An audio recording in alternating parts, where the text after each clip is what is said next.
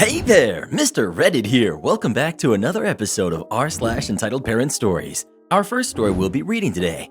My ex, Karen, lied about me on social media. I got revenge.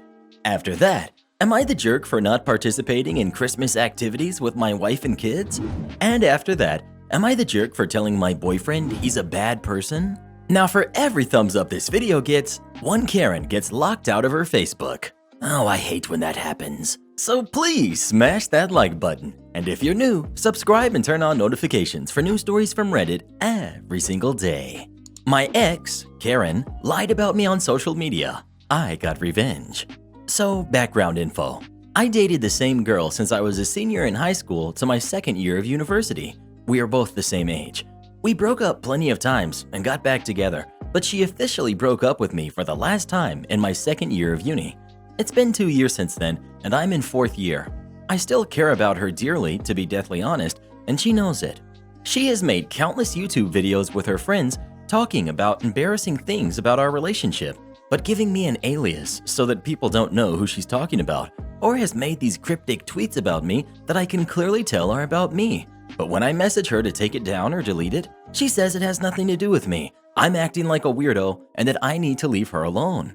Honestly, for a while, I thought maybe I was just going crazy or just blinded by the fact that I still cared about her, and that she really isn't thinking about me and it's just my own self-pity that is making me think that she's doing these things to get a rise out of me.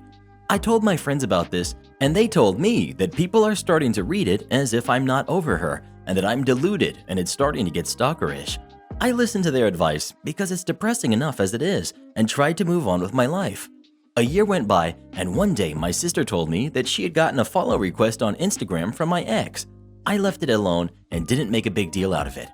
Probably at like 3 a.m., I got 2 notifications that said I had got a message from her and she had tagged me and my sister in her recent post. I thought I was dreaming, so I closed my phone and went to bed. I checked my phone the next morning and the notification was still there. So I screenshotted it and clicked on it for evidence, just in case, I told myself. I clicked on the notification, but she must have deleted it because it sent me to the Instagram equivalent of like a 404 error page. I asked her why she tagged me and my sister, and she went off on me, telling me that it's been 2 years since we broke up and that I've become a stalker or something to that degree. She posted our conversation on Twitter and cut out my name. She made a bunch of tweets like, "Seriously, you need to leave me alone," and stuff like that. I was getting messages from mutual friends that I'm losing my mind and need to see a therapist. That was the last straw for me. I posted the screenshots of the notifications, then took screenshots of every cryptic tweet I felt was about me and explained why. And I called her a jerk because she knows exactly what she's doing and it's evil. I was very satisfied with myself because it seems that a lot of people are a lot more understanding of me. But there are also a lot of people who are telling me what I did was extremely mean and out of spite. I don't know. She honestly made me feel like a psychopath, and it just feels like this was the right thing to do. Am I the jerk? Well, what do you think? Is OP the jerk or not? Please let us know. It might not be easy, but I think he needs to block her and call it a day. Am I the jerk for not participating in Christmas activities with my wife and kids? My wife has always been more into holidays than me because she didn't have much of a family and they were dysfunctional. I grew up in a huge family and have already experienced as many big Christmases as I need. It wasn't a big deal, but since we have kids, ages 2, 5, and 12, she is obsessed with making it special. Over the years, she started a lot of new traditions that include decorating the tree and a bookshelf with the kids. She knows that I don't like to bother with any of that. I mean, I let her do it, but I don't want to be involved since weekends are my only days off and that's just unnecessary work. The thing is, she keeps asking me if I want to help, or go with them to see lights, which takes forever, or do gingerbread houses. I could not have been clearer. So today, when she put up the tree, I just avoided all of that by staying in the bedroom with the door closed. She says that I'm the jerk for refusing to participate and that I'm acting like I have holiday-related trauma, when really it's the weekend, it's my time, and I just want to relax. I don't see what the big deal is. I get that she's trying to give the kids what she didn't have, but it's not my fault that she had a hard childhood. It seems like something she needs to get over instead of trying to play catch-up. Wife wants to make a big deal out of Christmas when I just want a break. Am I the jerk for wanting to scale back? Well, what do you think? Is OP the jerk or not? Please let us know. You're a mean one. Mr. OP. Seriously though, who crapped in this guy's eggnog? Am I the jerk for telling my boyfriend he's a bad person? So recently, my boyfriend got some dental trays for his teeth done, molds of your teeth, which can be used to put product in to whiten your teeth. He's done this before, but lost his last set of trays, so went somewhere new to get some new trays done. My boyfriend told me that when going to pick up his dental trays, the receptionist just gave him the trays without asking for the payment of them. He then took the trays and left, knowing he had not paid for them. The receptionist called shortly after he left and explained that a mistake was made, and could he please either come back and pay for the trays or pay over the phone. My boyfriend lied, saying he was adamant he had already paid before picking the trays up, and it wasn't his fault that they had no record of him paying and that he didn't keep his receipt to prove it to them. He was pretty vocal to me about not wanting to pay for the dental trays if he didn't have to, and that it was the receptionist's mistake and on her. What sparked our argument about this was a car journey where he answered the phone to the manager of the dental practice, who was following up the call with the receptionist. My boyfriend continued with his lie that he had already paid and it was not his problem that they could not provide proof of this. Now, something about witnessing him lie so easily to this man really bothered me, and it bothered me that he didn't care if the receptionist may get into serious trouble or even lose her job over this mistake, or that he wasn't losing out by paying as he would have paid for the product in normal circumstances. After the call, which didn't reach any resolution, I told him that was very uncomfortable for me to hear and witness, and he's a bad person for lying like that when he knows full well it was likely an honest mistake by the receptionist and he got a product he didn't pay for. My boyfriend is now giving me the silent treatment and seems really hurt that I called him a bad person. He says most people would avoid paying for something if they didn't have to. Am I the jerk? Should I apologize? Update. Thanks for the rewards. A lot has happened since my original post. I spoke to the manager of the dental practice. I explained that my boyfriend had been open to me about not paying and that he doesn't plan to. The manager said a letter was already on the way demanding the payment, and if boyfriend fails to pay, then court proceedings will begin. He was thankful I called and knew it was their mistake, but was surprised by my boyfriend's attempts to argue with him. That's a good result for now. I didn't plan on telling my boyfriend as I wanted to end it. There's been too many red flags, so I decided I couldn't ever really trust him, and I didn't want to add fuel to the fire. But before I got to end our relationship in person, I learned another painful lesson. Recently, my boyfriend's laptop broke. This was fine as it was old and he can't work from home anyway. He sells cars, so he's used mine. Earlier this week, I'm on my laptop working and go to check my personal emails, except my boyfriend's email was still logged in when I opened the webpage. I go to log out, but saw the most recent 30-ish emails were all from the same person, a girl. This was weird, as who emails like that to converse anymore? I knew it was an invasion of privacy, but I clicked onto the emails. I deduced this was a girl from his work. They were emailing because her mobile phone was broken, and emailing him from her work email during the day was an easy way for them to still talk. The emails were flirtatious. They mentioned dates they had gone on. He had clearly been to her house. They spent lunch breaks together, and she thought he was single. The more I read, the more enraged I became. What if I had never clicked the email? After considering where I could bury him, I decided to remain calm. I called my manager to tell her what I had just learned. She's super cool and said to take the afternoon. I then called an emergency locksmith and packed up my boyfriend's stuff. He alternates between staying at mine and at his mom's, except for his PS5 I bought for his 25th birthday last month. When this purge of my boyfriend from my life was ready, I text him. I know about S. Our relationship is over. Your things are on the doorstep. You must transfer me the money for XYZ. Please don't ever contact me again. And I blocked him on everything. 20 minutes later, a barrage of knocks are at my door as he's pleading to be let in to talk about it. I can see him, but stay silent where he can't see me. He was on his knees, crying, begging, and pleading for me not to leave him. Whether they were crocodile tears or not, my heart ached. After some time, he left with his stuff. I felt relief and had a good cry, but I doubt that's the last I'll hear from him. I feel heartbroken and stupid. An enormous thank you to all of the people who said his behavior was revealing of his character and what he's capable of. I will apply the same vigilance to future partners. I know this is a dodged bullet, but it hurts like heck. Edit. I just wanted to clarify some things. I kicked him out of my house. I own it. He's never paid anything towards it and has no documentation linking him to my house. He alternates between staying at mine and his mother's, with his mother's being his official and primary residency. Weirdly, some of you were really focused on the fact I kept the PS5, but I paid for it, have the receipts, and it never left my home. I feel like retracting this gift he's had a little over a week as a jerk tax is morally justified after he's been a 5-star jerk. I think they'd be very different comments if this was the other way around and he had just given me an engagement ring and then found out I was cheating not even 2 weeks later. Yeah, it'd be mine under the jurisdiction of a gift, but is it morally right I get to keep the ring? Probably not. I get the sense half of these comments come from the fact the console is hard to find at the moment, but I just pre-ordered it like everyone else who got one. Some are interested in whether I'm selling it. I'm undecided because on top of everything, my ex owes me a sizable amount of money, so it depends on whether he decides to be a jerk with a cherry on top and not pay me back. I noted down the email of the girl my ex was cheating with in case I wanted to contact her directly. I was thinking of constructing a message explaining everything and assuring her I'm not bitter towards her. Then it's up to her what she decides to do with that info. Thanks so much for all the supportive messages and comments. I'm reading every single one.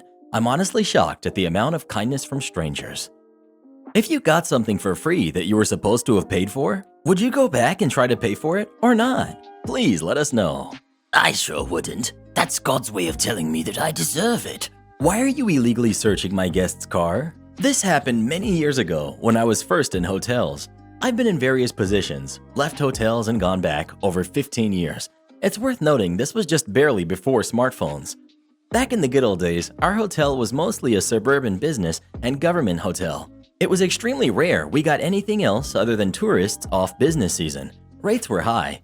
We were somewhat busy and had 4 to 5 people waiting to check in, all in varying levels of business attire. I'm about to check in a guy in a suit, mid-50s, when someone interrupts his check-in. Hey, just so you know, the police are searching someone's car in your driveway. Not sure what's going on. No one is there with them. I look around at all these professionals, with most people arriving by shuttle, and ask if anyone is in the driveway.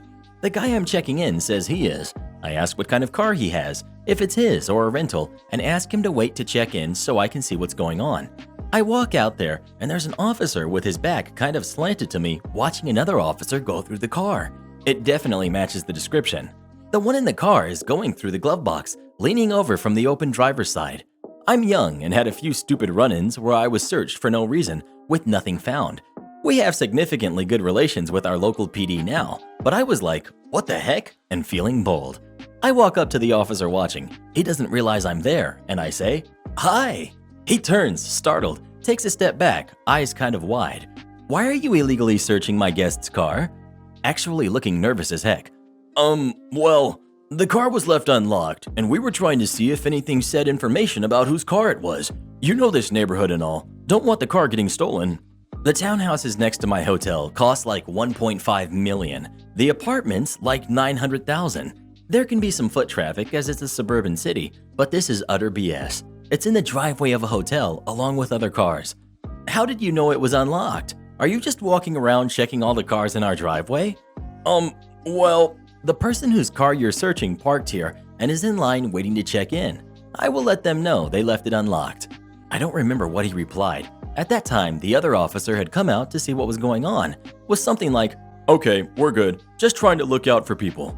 I know this sounds like r/that happened, but they actually burned rubber out of our driveway, like tires screeching onto a 25-mile-per-hour suburban street. I went back in, told the guy they were searching his car as I checked him in. He was confused as heck. It was a rental car from the airport 2 miles away. He was on an LNR at a local major business. I just told him sorry. They're a little aggressive here sometimes. I really don't want this to be a political post, but I do want to say I have seen this specific force improve and be a good example in our area. Working in hotels, I've had them take people to rehab, shelters, food kitchens, etc. that they could have just arrested. This post isn't meant to be positive or negative towards the police, just a story of a random thing at my hotel.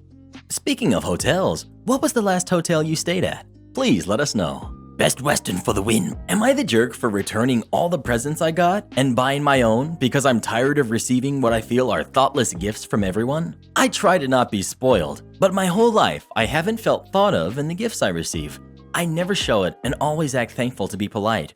The gifts I give others are always personalized if I haven't been asked for specific items. I listen and use their hobbies and interests to make sure they're a hit. One of my favorite things was the shot of euphoria when they opened their present and were speechless. Then it comes time for me to open my gifts, and it's a generic set of headphones, much worse than the ones I own in colors I hate. A face wash and a candle set that I can never use with sensitive skin and allergies. A mug with a weird meme on it that is no inside joke between us that won't fit in my cabinet with a matching set already inside. I'm tired of feeling like the coworker you don't know that you picked for Office Secret Santa. I stopped hoping they finally listened or got me something from a list I specifically gave in case they couldn't be asked to put thought and effort into it. I can't think of a gift I've received that wasn't donated or stuffed in a box in storage.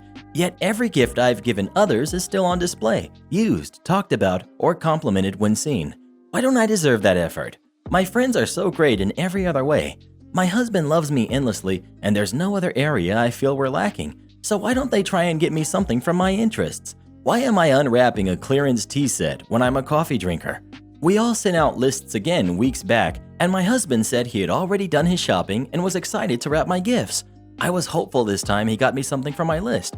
While tidying, I found a stash with candy, a pair of cheap slippers and a pattern I'd never wear, a makeup travel bag with a tacky slogan, "Slay all day," on it. I despise quotes on anything, and it's well known, and a pair of gloves. I just felt deflated. I felt sunken in on myself. I realized I'd never get the joy of opening a gift and being blown away by its thoughtfulness. I cracked. I told everyone I wasn't doing gifts this year and to return anything they got me because I didn't have the money and wanted to be fair. It's true. I don't have the money to waste $1,000 plus on personalized gifts for everyone just to feel disappointment. I canceled all my orders, returned all the items I got, and bought things off my own list using those funds. I wrapped them and put them under the tree to me from me. Husband is hurt, friends are disappointed, family has told me of how spoiled, entitled, and petulant I'm being. I think they're just mad that they aren't going to get gifts from me this year that they boast about and post online and get tons of comments about how cool it is. This year, I'm getting what I want, and going forward, this may even be my tradition forever, so I finally get things I'd like. But as Christmas gets closer, I'm starting to feel guilty and ashamed for what I've done. Am I the jerk?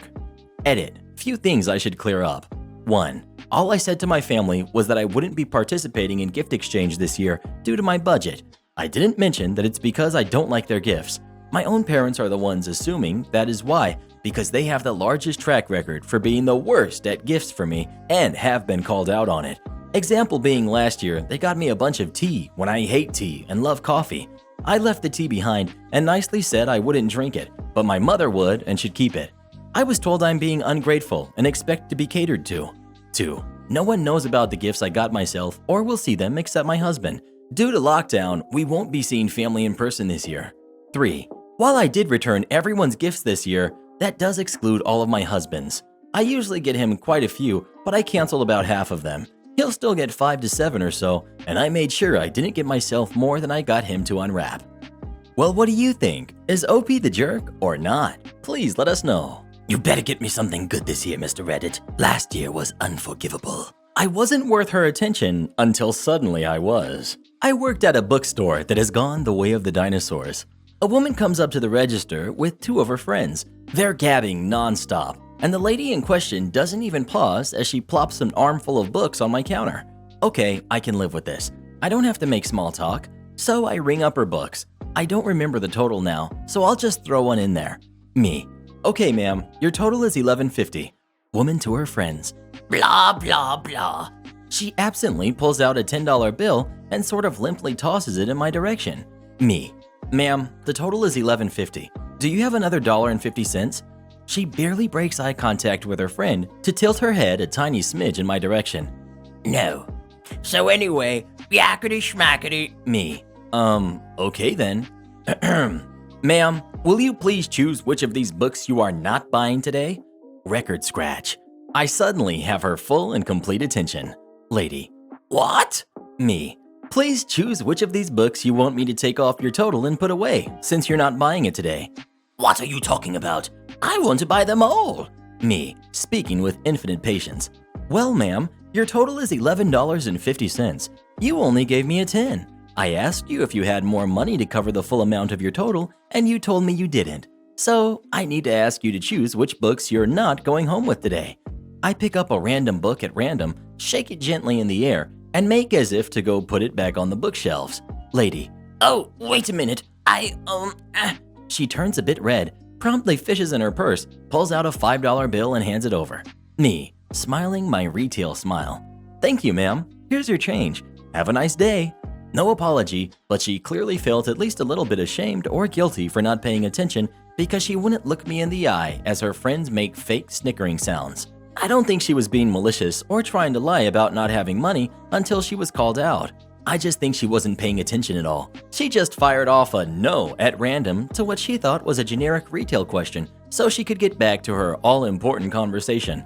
She had no reason to give an anonymous retail person the time of day until she suddenly discovered that something important was actually happening. We can all hope that this incident taught her a small lesson, but I'm not taking any actual bets on that.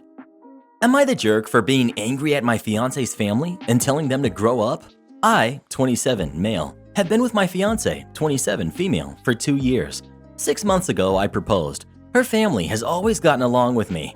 In her culture, it was forbidden for younger sisters to marry before their older ones. Siblings had to marry in birth order. I had no idea about that. She's third-generation Canadian.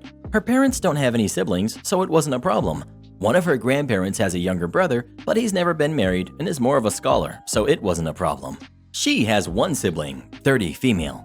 Last year, her sister's boyfriend of 7 years left the relationship because of her putting on him pressure to marry. He always said marriage wasn't for him, but he was okay with a committed relationship without it. They had lived together for almost 5 years. My fiance did feel for her, but at the same time, her sister didn't listen to what he said, and she thought she could change his mind. Her family was not happy about the engagement. They said she shouldn't have gotten engaged before her sister was married, and she should have said not yet to my proposal. Now they want us to wait until her sister gets married. She's completely single now, and her getting married would take years. This never came up before. They always got along with me fine. Her sister was especially upset at hearing the news. Her 4 grandparents, great uncle, and parents are on her sister's side. We've decided not to wait to get married because there's no end to this lockdown in sight. We're getting married Friday on our 2-year anniversary. We will do it outdoors. The only people there will be the officiant and 2 friends to be witnesses and take pictures and video. The 3 of them work with us. We work in a hospital. I'm a histologist and my fiance is a respiratory therapist, so we won't be around any new people. We'll stream it for any family and friends and colleagues who want to watch, and we'll mail/email the video and photos to anyone who asks. We won't have a reception or a honeymoon until things are better. Her parents, sisters, grandparents, and great uncle say they will not watch the wedding. I'm angry at them. We live in modern Canada. People don't get married young as in past times. Her sister is an adult with a college degree and a full-time job, but she is being so petty and my family is supporting her. It's not like we got engaged the day her sister's boyfriend left her. More than a year has passed. Am I the jerk for being angry with her family and telling them to knock it off? She's hurt to have no family support. Work has been heck for both of us due to what's going on, and either of us getting a day off has been like pulling teeth. No one's fault, just what's going on. We both have to work the day after our wedding too. Besides work, we haven't left our home for anything since March. We're working extra hours. We just want one nice thing. I'm also wondering if they will be angry if my fiance gets pregnant before her sister. I don't like seeing her hurt. Well, who do you agree with? OP or his soon-to-be in-laws? Please let us know. Some traditions really need to be thrown out the window. Am I the jerk for refusing to give my brother money for surgery on his nose so he can breathe out of it again? I'm 31, female, and my brother, who's 29, needs surgery to fix his nose because he can't breathe out of it. In the last 11 years, he's had 4 nose jobs, and now his nose is so small he cannot breathe. The nose jobs are not the only plastic surgery he's had. He's had lip injections to the point where he can't close his mouth and lips all the way. I can't even remember everything else. He was turned down by several doctors because they said going smaller like he wanted would interfere with his breathing. He eventually went to Mexico and paid a doctor in cash. It ended up smaller, but just like the other doctors said, he can barely breathe out of it. The only doctor who will touch his nose with a 10-foot pole because of the damage doesn't do payment plans. We have public health care here, but it doesn't cover anything cosmetic or procedures like this in other developed countries. He's in debt on all of his credit cards. That I know of in personal loans is at least $20,000. He tried getting another loan from the bank, but was turned down everywhere he went. Our dad died unexpectedly 2.5 years ago. After he passed, our mom sold the house and their vehicles. She kept 1/3 of the money from the sales and gave my brother and I each 1/3. He spent his 1/3 on leg lengthening surgery abroad and has none left. I haven't spent any of mine yet. I was in the military and served for 10 years. I was badly injured on deployment 6 months before our dad passed and was discharged after my injury. Between my money I saved while serving and from my mom, I almost have enough for a down payment for a house. Our mom lives in a retirement apartment. The complex takes care of things like repairs and snow removal and stuff. All her money from the sale and her savings is in a special kind of investment. It pays for the complex rent and her credit card. Her card only has a small limit because it is for incidentals. She can't access the special account to get money from my brother. He asked her, but she can't access it that way. I'm his only other family. He says I should be a good sister and sacrifice so he can breathe out of his nose again.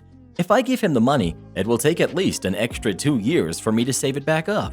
He's asked for it outright rather than giving him a loan, but he would never pay me back. His nose will be bigger after the surgery, and I know he won't like it and will get another procedure to make it smaller again. This happened with his lips. They almost burst, and a doctor reduced them, and he didn't like them being smaller, so he got them injected huge again. He said even though he can't breathe, he wants his nose to be smaller. Given that he brought this on himself, will keep having procedures after this, is atrocious with money and won't ever pay me back. Am I the jerk for refusing to gift him 5 figures from my down payment savings to have the surgery that will help him breathe better? Or do I owe him like he says? Well, what do you think? Should OP give her brother the money or not? Please let us know. Heck no, but how about a kick in the pants? Or in the nose? Take the money I give for bills and squander it? Hope you like the court system. I lived with a group of people who I thought were my friends. They were 2 couples, and we all lived in the same house for almost 2 years until I recently moved out. There was David and Tina and Brittany and AJ. I was the only single person there. There was a debate on how we should pay the bills, but we all decided to give the money to the person whose name was on the bill. David paid the mortgage, Tina paid the water and electric/gas, and I paid the internet. It came to the point where I was paying close to 80% of the mortgage by myself, the entire water bill, and about 75% of the gas and electric, and I was paying the internet bill by myself. I was giving the money still to the person in charge of the bill, but came to find out about 10 days before I moved out that the mortgage was defaulted on and the house was in foreclosure. Also, the water, gas, and electric bills were a constant threat of being shut off, and that the only up-to-date bill was the internet. While they all saw me struggle to pay these off, they were mindlessly spending money during the day, which is when I sleep due to working 3rd shift, so I never saw the mindless things they spent money on, nor did I ever see the mail since they grabbed it before I woke up. Brittany never paid anything as she was having her check garnished due to unpaid student loans, but she always had expensive makeup. AJ never held a job for more than 2 weeks. David and Tina were always calling into work, knowing that I wouldn't allow them to go without a home due to our history. One day, I woke up while they were all out and about doing something or other, so I went to go check the mail as I was expecting a package when I saw the bills in the mail, so I decided to investigate. I opened up the gas and electric bill, as they are by the same company, to see a total amount of almost $400 and in risk of being shut off. I was shocked and upset. I knew right then and there what was going on, and I vowed to do them over as hard as I could. I had just interviewed for a new job that paid almost double what I was making, and I knew that I interviewed well with them, so I told myself that if I got the job, I would give them a 30-day notice and move out. And as it was close to the end of the month and I had already paid them, I would be moving out before the 1st of February. I got the call with the job offer the next day, which I happily accepted. I did the paperwork for the background check, and it all came back clean. The same day I accepted the offer, I typed out a 30-day notice and recorded myself with my phone in my pocket, handing it to them, explaining that I was moving out. I started my job and my hunt for an apartment close to my new job, which I found within a week of starting. I took almost the entirety of my checks, set them aside for rent, deposit, and basic things that I would need. I was asked several times to help with the next month's bills, to which I said no, as I was saving for my own place and that they had plenty of time to come up with the money between the 4 of them, because I was doing it all by myself, pretty much on a meager pay rate of $11 an hour before my new job. There were a lot of scowls, passive-aggressive behavior, and flat-out attempts to take or use my things or foods without my permission. The day came when I finally went and got my U-Haul and had a few friends help me move. Free beer and free lunch are the best payment ever, as they shared it all with me. I was determined to get it all in one go, so I got the biggest one they had, and we got everything packed up. I took everything that was mine down to my pizza stone, which they loved, my expensive kitchen knives, which they would use and never clean, even my toilet paper that I had bought 3 days prior to because I needed it. A few rolls went missing very quick. After moving everything, I sat down on my couch, looked around, my cat at my lap, and breathed a sigh of relief. I happened to be good friends with my previous neighbors and asked them to keep an eye out for anything out of the ordinary. 4 days go by, and I come to find out that the gas, electric, and water have all been turned off, and they were asking to fill up some buckets to manually flush the toilets, bathe in, etc. Now, both couples have dogs, which my cat hated as they were both hyperactive as heck, but I loved them. So I decided that those dogs were in a dangerous situation as they had no water, no heat in the middle of winter, and probably no food as I had bought the last bag about 2 weeks prior. I hate to see an animal hungry. So I called the local humane society and left an anonymous tip about the dogs and how I was worried about them. The next day, my neighbor, Todd, texted me telling me that the dogs were removed from the home, that my previous housemates were being charged with neglect, and because of the lack of utilities, that these were not civil but criminal charges. This was enough for me to smile, but I wanted more. I knew that David was divorced and had a kid. I also knew that he wasn't paying child support. I then contacted the local courts and made them aware of the flagrant non-support and that maybe they could help the agency looking for him. I provided the address that we lived at, and the homeowner was the one who was being looked for.